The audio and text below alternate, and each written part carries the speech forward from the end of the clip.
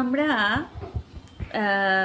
সবসময় ভাবি যে আমরা যা করছি সব ঠিক, আমরা ভাবি যে আমরা যা বলছি সব ঠিক, আর বাকি যারা আমাদের সারাউন্ডিং যারা রয়েছে তারা হয়তো সবটাই ভুল বলছে, আমাদের হয়তো মানে মিসআন্ডারস্ট্যান্ডিং করছে, বা হয়তো ভাবি যে আমি যতটা জানি আমার আশপাশের মানুষরা তা জানে না।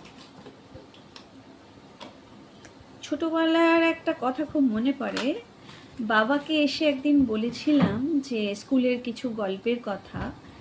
বাবা তখন আমায় বলেছিলেন যে তুমি জেনে রাখবে যে তুমি যে সব জানো তা নয়, তোমার অপোজিটে যে রয়েছে সেও কিছু জানে। তো আমার আজকে হঠাৎ কথাটা মনে পড়লো এই জন্যেই যে আমরা ভাবি আমরা জানি, কিন্তু আমাদের বিপরীতে যে চুপ করে রয়েছে মানে সে জানে না, এই ধারণাটা আমাদের আগে ছাড়তে হবে। 2 নম্বর আমাদের ছাড়তে হবে হিট অফ দ্য মোমেন্টে কোনো কিছু কথা বলা।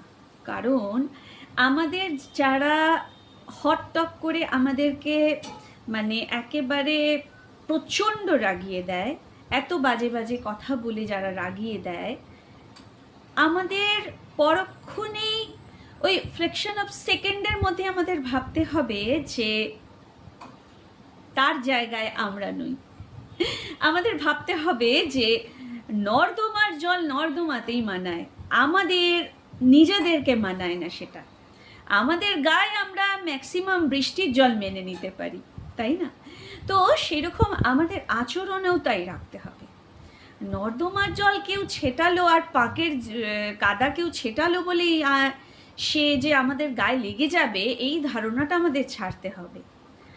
আর যদি তুমি পদ্মপাতা করে নিতে পারো নিজেকে, তাহলে তো কেউই পারবে না।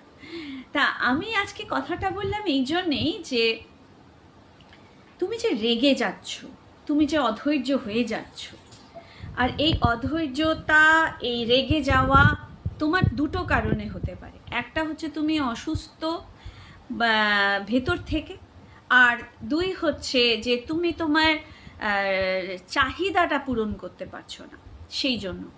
আর এই অসুস্থতা আর তোমার চাহিদা পূরণ করতে মরিঙ্গো বায়োসাইন্স সব সময় উপস্থিত। তোমাকে শুধু বিচক্ষণতা দেখাতে হবে, তোমাকে হাত বাড়িয়ে মরিঙ্গো বায়োসাইন্সকে ধরে নিতে হবে, তবেই তুমি একটা আদর্শ মানুষ হয়ে যাবে।